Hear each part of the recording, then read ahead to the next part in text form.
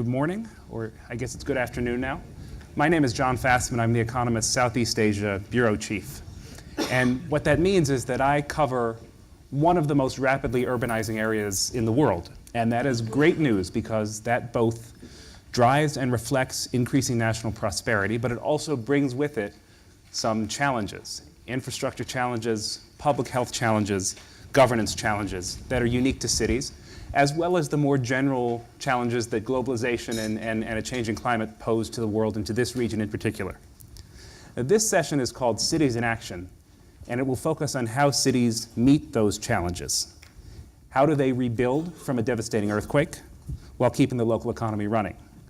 What is the role of a city's business community in promoting resilience? How does a city guard itself against resource shocks? These are very difficult questions, and fortunately we have an outstanding panel to help us answer them, and we have an outstanding room, and I hope to hear from all of you throughout the session. Joining me on stage today are Mr. Yorgos Kamidis, the mayor of Athens. Next to him is Mr. Khoo Teng Chai, who is the director of the Center for Livable Cities in Singapore and is the former head of Singapore's Water Authority.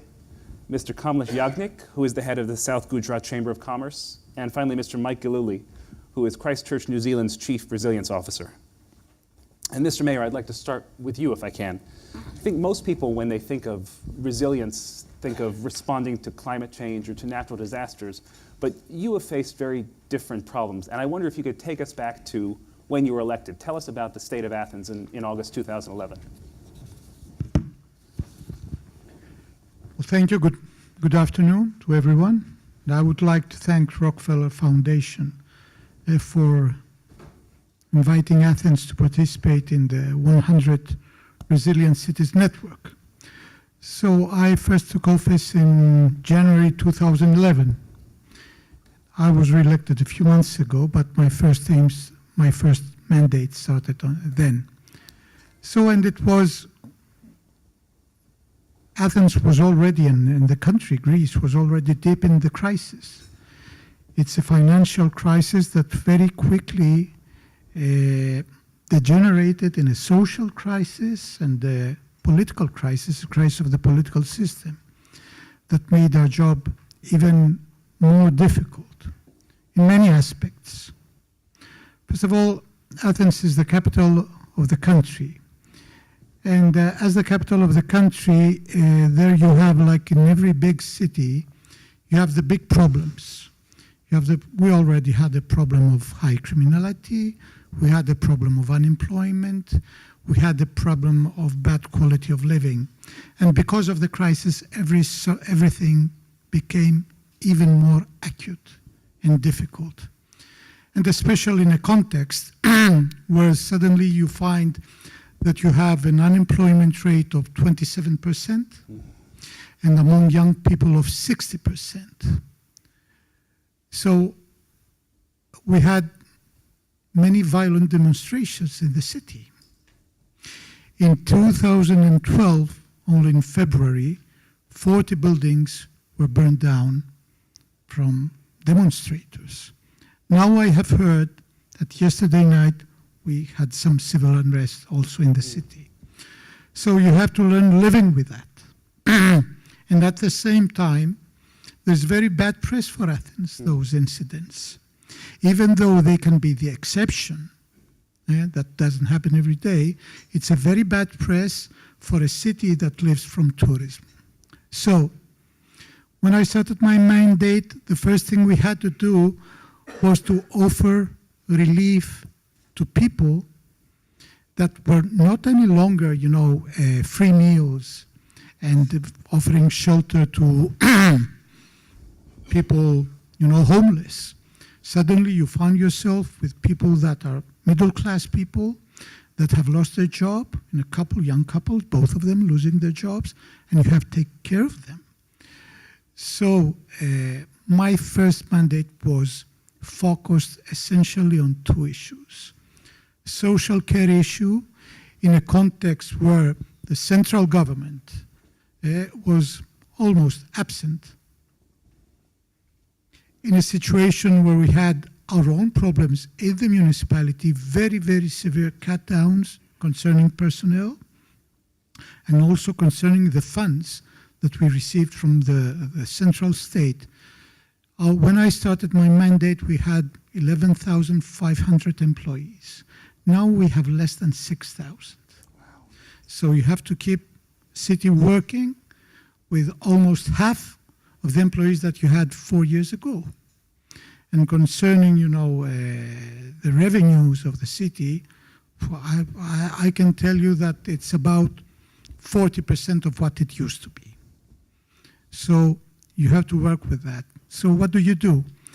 First of all, we had to work very hard to bring European structural funds to Athens. Because till then, very few things were done in this aspect. Why? Because everyone had learned living, from loans from the bank, loans from here and there. So there are not loans anymore. We have to learn living from our own work. So bringing European structural funds in order to promote more relief to people, but also to boost competitiveness in the city and promote entrepreneurship and creating synergies, working closely together with business, with entrepreneurs, creating one hub, for example, for innovation in the city, and at the same time incubators. And promoting tourism, organizing conference. You had to convince, many people not to cancel international conferences that were scheduled to take place in Athens, and because of the violent, riots and everything, they were canceling those things. So we had to work very hard to convince people to come to Athens. And we managed to bring one international conference a few months ago of travel bloggers, and which was very good for the city. And we are organizing every year an event, B2B, between tourist agents from all over the world with stakeholders of tourism. In Athens, we try to be very active in that aspect. And at the same time, and I'm going to finish with that. Huh? I'm talking for too Oh, okay. long? No, that's fine. Okay. So, no, because you start talking and you you Perfect, forget. actually. So, Perfect. no. We also have a high rise of extreme right-wing party, Yes. fascist party, the Golden Dawn.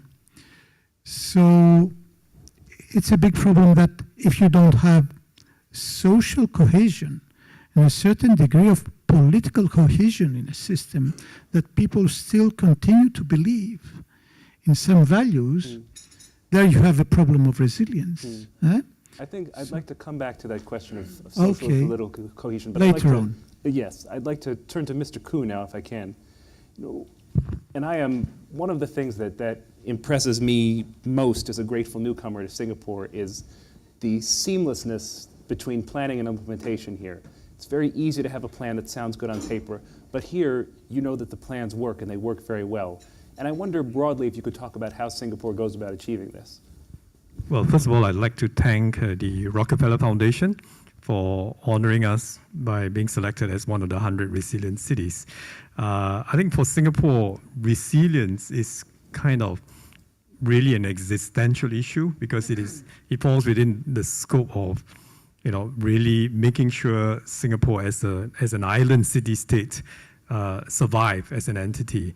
And that's a kind of what we have been kind of struggling with for the last 50 years. I mean, 50 years ago, I'm 62 this year, so I've kind of seen through the whole process of Singapore developing when I was a boy. I mean, we were really a basket case, if ever there was one, of urbanization. We were barely 2 million people. We were under 2 million people. We had problems of housing. There was slums in the city, squatters. We had high unemployment, especially when the British left us, because the naval base, the British military base was a high source of employment. We had crime, we had disease, we had drought during the dry season, and we had floods. And we had race riots. So we had social problems, we had economic problems, we had environmental problems. So fast forward 50 years, I think you see Singapore today, it's kind of one of the more livable cities and so on. But how did we get here? It's a story that actually, while we can tell the story in terms of the outcomes, We ourselves in Singapore, I think we have not been very good in documenting what did we actually do, how did we, get it right. And so as part of the Singapore Sustainable Blueprint that we came out with in 2009, the government decided that one of the things that we really needed to do was try and document this knowledge, distill from it the kind of principles that got us to where we are, and share with the next generation of leaders in Singapore, as well as with other city leaders who are interested. And so the Center for Livable Cities was set up with that purpose in mind, as a knowledge center that tries to distill the knowledge, undertake research, and share the knowledge of what has made Singapore livable and sustainable. And through our kind of case studies and study of what's happened in Singapore, we kind of have pulled out some principles which we thought were what Singapore did. We call it the Singapore Livability Framework, or the CLC's Livability Framework, where at the end of the day, every city wants to achieve the outcomes of a good quality of life for its citizens, a competitive economy, because you need to have jobs to start off with, and a sustainable environment. But how do you achieve balance among these three outcomes in a sustained way, which Singapore had to do out because we kind of had no choice, is really the idea that you have to have an integrated approach to planning, not just planning, but also execution. And it must be underpinned by good governance. And it's not just about leadership, but it's also about creating institutions. It's also about working with the community and working with business. And you see that kind of in every thread of what we have done, whether in fostering economic resilience, because we started off as a port, as an entrepôt. We moved into manufacturing. Then for manufacturing, we moved into higher value added precision engineering and higher value industry. And then now increasingly we are more a knowledge economy, R&D and so on. So we've had to kind of diversify economy to make sure that we are competitive. And now, as we look forward over the next 40 to 50 years, economic resilience as a city-state that's open to all sorts of economic shocks, it is something that remains a big challenge for us. And we are kind of now dealing with the problems of economic restructuring, because we are probably overly dependent on the foreign workforce, and we're trying to see how we can improve productivity and be more economically resilient as we move forward. On the environmental front, on water, for example, we have lots of rain. It's a tropical city, lots of rain, but very little land, no aquifers to speak of.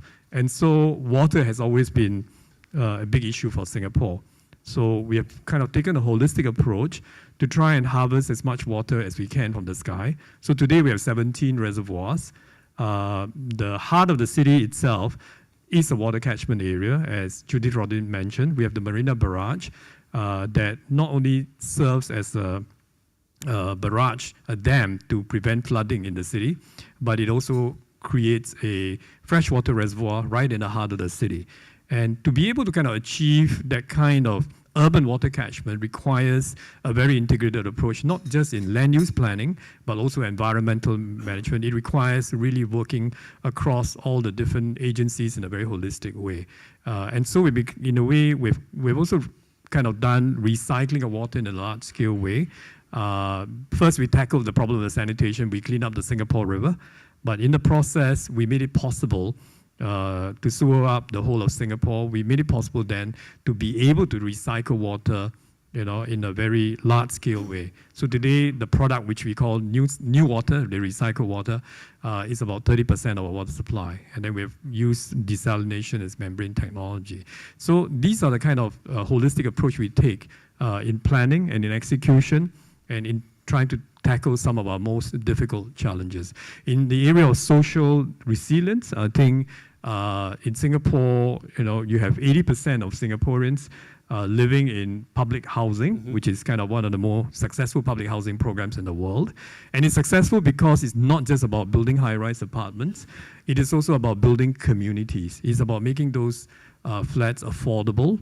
It's about building integrated new towns where there are schools, there are social facilities, there's greenery, and that creates for integrated communities in Singapore. Today we have 22 of these new towns where 80% of Singaporeans live.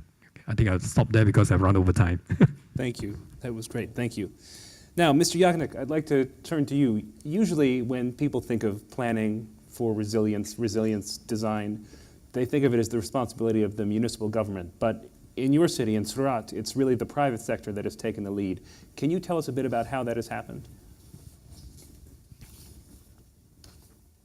Surat, I will tell in two parts. One is pre-1994 era and after 1994. Now the unique strength of Surat is a synergy between local government, business and society at large. Now what is learned from all the past experiences is to anticipate and act accordingly. And only because of this, we have been able to achieve a spectacular economic growth in spite of repeated floods and disease outbreaks. So in 1994, we had an epidemic. In 2006, we had a historic flood. In 2008, economic meltdown. And recently, in 2013, we could avert mainly because of this tri-party partnership between local government, that's Surat Municipal Corporation, business, that is Chamber of Commerce, and society at large. Now, the business, at Surat, they know, the business continuity and making of profit, because Surat has the highest migratory population growth in whole of Asia. It is one of the leading migratory populations, Surat has it. And because of, from all walks of life, people come for their livelihood. So this actually ensures industrial peace. And because of that, the peace is prevailing in Surat, and the businesses, they contribute. Now, local government basically has a limitations. Morning also we talked about that municipality in India, they have a limitations because the state and then a federal government, they control them. So we have overcome this kind of limitations of local government by forming a partnerships. Now there are many instances in which we have the business, they have partnered with Surat municipal corporations in setting up this early warning system. Then we have partnered with Surat Police for setting up a city-wide surveillance system. It is the first of its kind in the country, wherein people have come together and taken up this job of security and traffic management.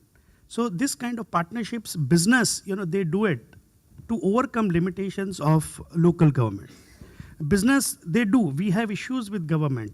But as far as solving this kind of problems are concerned, unanimously we come together, we have a regular dialogues, and this kind of solutions, this kind of problems are overcome. And I would say that the quality of life also, it has increased in Surat solely because of this PPP model, that is public-private partnership model, which is prevalent in Surat to a greater extent. And what is done is, especially when we are engaging private sector, the private sector, after having engaged themselves, they raise funds also. Because there are at times, the fund issue, so we have a very much philanthropic donations, the philanthropic contributions of industrialists, they also put in, and in a very focused manner, we do it. And the best part of Surat is the stable political government. We have a very stable government for almost 2 decades. Then local government interest in improving the conditions of CD and supportive local population. So these three together ensures that a positive environment for PPP environment has evolved in a process. And we have taken a required step to build a social resilience as well as economic resilience. And one of the thing, what we have done is, we are now, the redundancy, especially in the morning, what we talked about learning from past experience, because we have repeatedly, have experienced floods and other natural calamities. So we have learned, from past experiences, and all this, it makes Surat its dent in one of the resilient cities. And one more thing which I want to say, earlier it used to be a very informal mechanism, and Surat is one of the ACCCRN city, one of the 10 cities which was earlier selected for ACCCRN program, and now it is one of the city of 100 resilient cities. At that time, we had a city advisory council, which was a mix of a multi-stakeholders committee. Now today, this particular committee is formalized into a trust that is known as a Surat City Climate Change Trust. It is a formal body, and it takes away lot of work which local government cannot take on its own. So this particular trust, it is acting currently as a think tank where we have a representation from business, local government, disaster authority, all. It's purely a multi-stakeholder trust and first of its kind in the country which is created, which works as a monitoring agency also. So this have, the people all together come together and take issues of city. I'd like to come back to that in the questions if we can, but I'll turn to Mr. Gululi now. Your city, Christchurch, bounced back quite successfully from a devastating earthquake. I'd like to know, in recovery, what did you do right and what did you do wrong? Thanks, John. There's a lot of things that we did do right in Christchurch and a lot of lessons to be learned. When one of the, I think, more inspiring things about being here in the company that we have in this room today is the shared experiences and the understanding that we have around insurance and the importance of the insurance as a community, but also community identified as communities of interest, communities of identity and communities of geography. What did we do right? I think one of the things that we did right was had very compelling and very strong leadership at a government level for a disaster of that magnitude. It moved in very decisively in a way that ensured the economic resilience was maintained, or the economy was able to be maintained. There was an element of business welfare to that, where the government stepped in and supported businesses to the tune of, I think, about $46 million, paying workers or subsidising workers to stay connected to their businesses as the businesses recovered. That was one of the key things that was done well. But I think it's important not to confuse government with governance.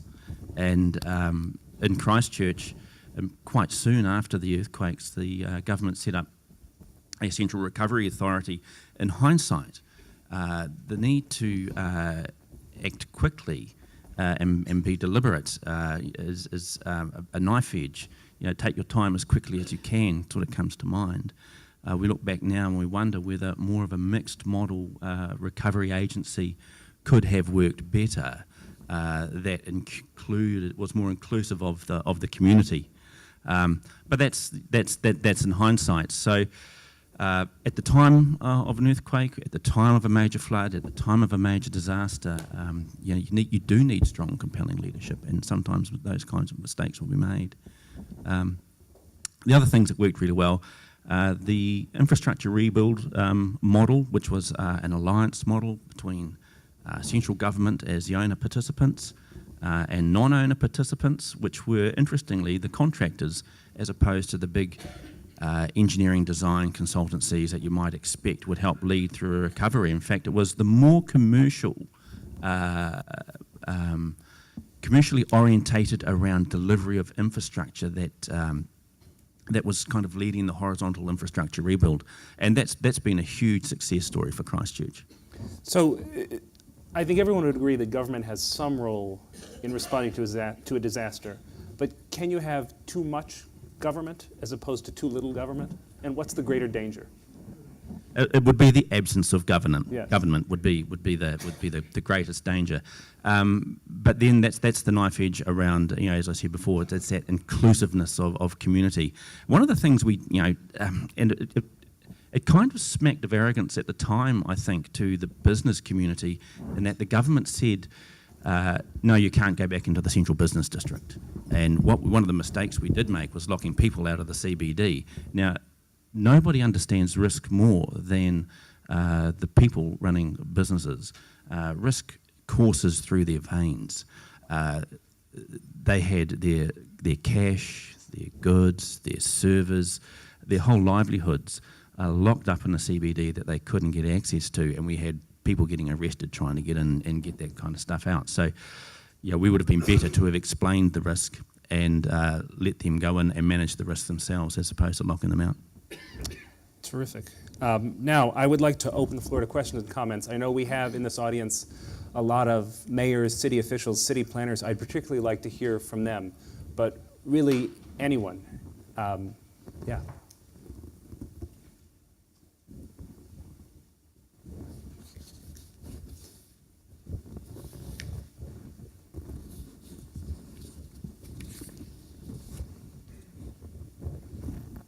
So I'm not from a city, but another representative from the insurance industry. So if you allow me just to make a very brief comment on what one of the first chief resilience officers has just shared with us. The situation in Christchurch or New Zealand in general was very, very different in terms of the contribution from the insurance industry to the financial recovery. In New Zealand, about 80% of the total economic loss were covered actually by insurance, both locally as well as internationally. So just a testimony of how important it is to have a functioning system. And this is totally different in the rest of Asia. So it is really an exception. Thank you.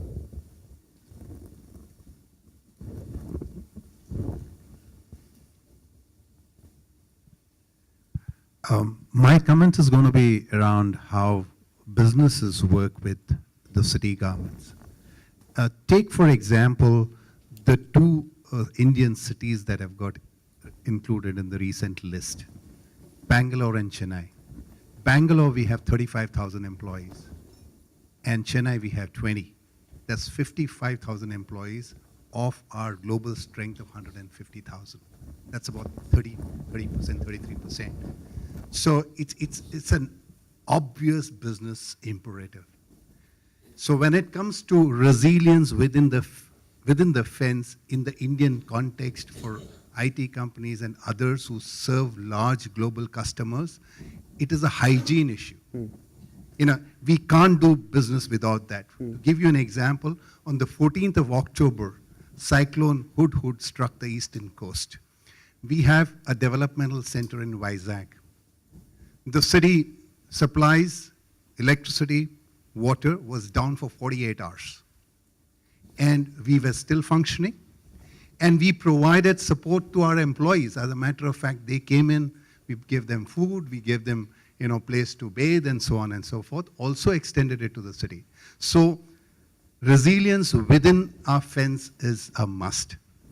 But what we are doing is that our approach is identify areas to work with the municipal and the city government where you have highest business impact, or highest impact rather, right? Prioritize and get the civil society and form a partnership. These are the ways in which we are working. Because again, those two cities, Bangalore doesn't have a direct elected mayor. It's the councillors who elect the mayor. Tenure is 1 year. A mayor with 1 year tenure, I really don't know how effective he could be. So it's complex. So what we do is engage locally, understanding the local nuances, bring in groups together, form coalition and network, and that's how we work with city governments. Can I just Yes, talk please. that's a great point that you make. And one of the strengths of the resilience framework is the ability to bring different parts of the community to the table, in particular central government in New Zealand and the National Infrastructure Unit sitting in Treasury are very interested in this process, insofar as that it will catalyse the conversation with business to challenge local government about the wisdom of the investment decision that it's making. Should we be building more libraries or community facilities, or investing more in wastewater treatment plants that provide more redundancy in the network that will allow and underpin a more resilient infrastructure and keep the economy going? So, those conversations and the whole resilience strategy process is very powerful in teasing those sorts of conversations out. Yes, sir. My name is Samah Wahba. I work for the World Bank. I manage the Global Urban and Disaster Risk Management Unit. a lot of the work that we do, I mean, touches on these issues, and we've done some recent analytics on the drivers of city competitiveness. So we have a lot of mayors whom we work with and whose questions are, how do we attract businesses, how do we attract investment, how do we create jobs, and so on and so forth.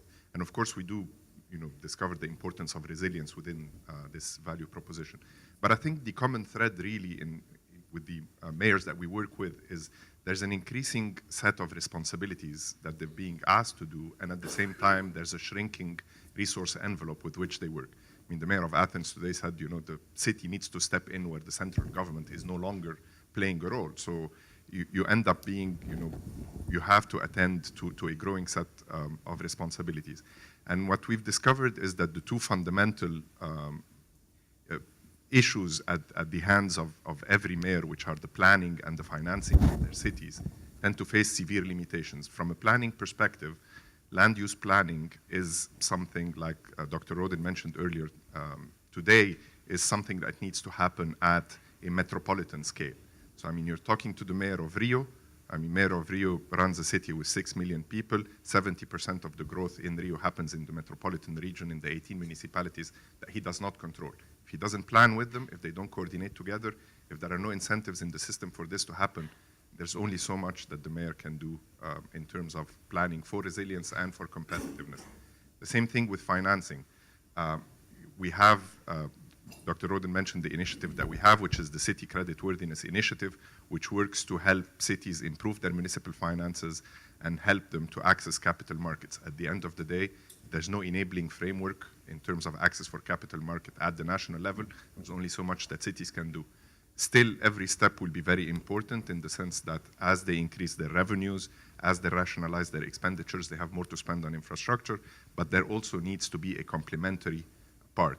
So what we see is that this so-called mayor's wedge for intervention needs to be complemented with an important set of partnerships at the local level, so with the private sector, like Harish from Wipro has mentioned. If you don't get the private sector on board, there's not much that one can happen. But at the same time, working also across levels of government so that you can work within the city region at metropolitan scale with second-tier government and also with national government. Thank you. Yes, sir.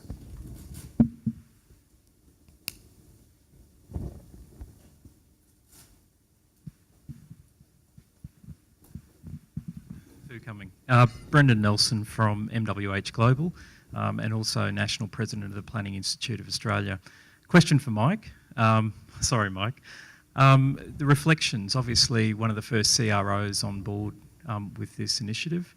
Reflections over the period that you've been a CRO and then where you would actually like to see the journey that Christchurch is on in, say, 12 months and then 2 years, and what are your overarching objectives, I guess, for success from your point of view? Sorry, it's a difficult one. And where do you see land use planning as being a part of that journey? Thank you, Brendan, I think. Reflections on being a CRO. A fantastic opportunity to drive the conversation across the city, but it comes with a huge amount of challenges. And by that I mean starting out the conversation is really about driving the narrative, and at one sense that seems quite easy. But when you look at it further, it is whose narrative is it, and who gets to tell it? That's not my job. My job is to pull together the different communities and find a way of getting that story told. I believe it's not mine to tell. And over the coming weeks and months, as we get through our preliminary resilience context, one of the things I'm really looking forward to is getting those people, those communities, to tell their story. And we talked yesterday, Ting Chai, about was it Professor Liu mentioned about the superlative. Where do we want to be in 50 years, or 80 years, or 100 years? I mean, that's the exciting part of the challenge. Not to answer the questions, but more to find out what the right question is.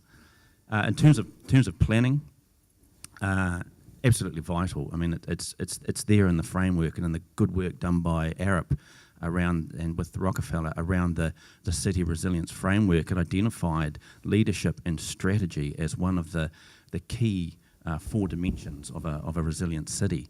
So you've really got to look at how you empower stakeholders, or the importance of empowering stakeholders, the importance of having plans and strategies in place, building codes and that sort of thing. So, yeah, it's absolutely vital. But it really, in terms of the framework, it's a fantastic entry point for discussion. Terrific, thank you. I think we have time for one more. Yes, sir.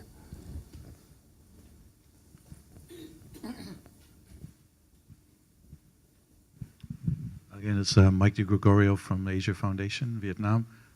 Thank you for letting me ask two questions. Again, from our experiences in Vietnam, and I should say that I worked for 4 years on the ACCCRN project as well,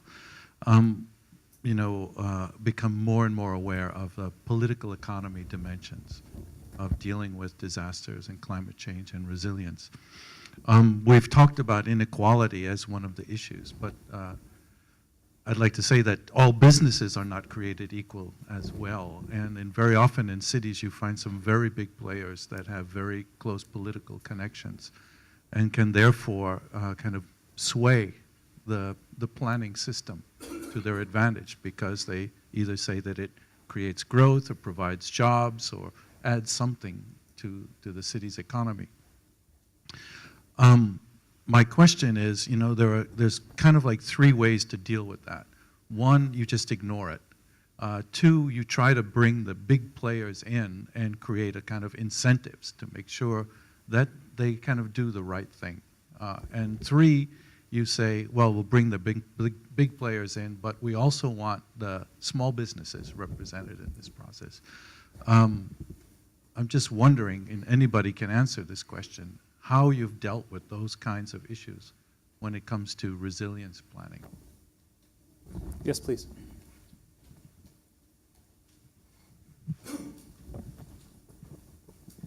Surat, it is one of the economic city of the country, wherein Surat we have a mix of small manufacturers plus India's largest corporations. They also have their manufacturing base. If we take, say, investment density in terms of per square kilometer, in 20 square kilometer area, we have an investment to the tune of around 125 billion US dollars. It is a very dense investment which is controlled by leading Indian manufacturers. Surat is a highest per annual family income in the country. And out of 5 million population, 1 million plus populations, they are directly affected by textile trade, and around 1 million are in diamond trades. We cut and polish 90% of the world's diamond. Now, what has actually happened? The story of Surat, it has began in 1994, as I was saying. There was a plague-like situation, and it was about to disintegrate. But then people decided, we had a then municipal commissioner who took everyone along. Now all these big corporations, they also became they were invited on the board then. And since then, whatever decisions are taken, because in Gujarat, the state where we come from, unlike other states in the country, we have the macro level development is done which is guided by development plans, and micro level planning is done by town planning schemes. Now the entire city is broken into several town planning schemes. Now Surat having an area of 330 square kilometer area, which is broken into about 20 town planning schemes. Now this representatives from big businesses, people, and small scale manufacturers, they have come together. This is a unique thing, this Surat Climate Change Trust, which is an initiative which is almost 2 years old baby now, but now it is acting as a pressure group. It advises policymakers also. It advises to the state government also, and we give inputs to federal government as well. So it works very well in Surat. Thank you. I think we're a few minutes over time. I have to end the session now. I think this is a great session. If there's one thing I take away from it, I had a brief and spectacularly unsuccessful stint as an amateur boxer. And my trainer would tell me that everyone has a plan until he gets punched in the face. And what that means is, if you go into a fight with no plan, you'll flail around and get laid out. If you go into a fight and only have a plan, you'll get stuck and get laid out. So what impressed me most here listening to all of you is the crucial quality that improvisation plays in implementing your plan. There has to be an interplay between the two. And how well you manage that interplay will determine how successful your city is.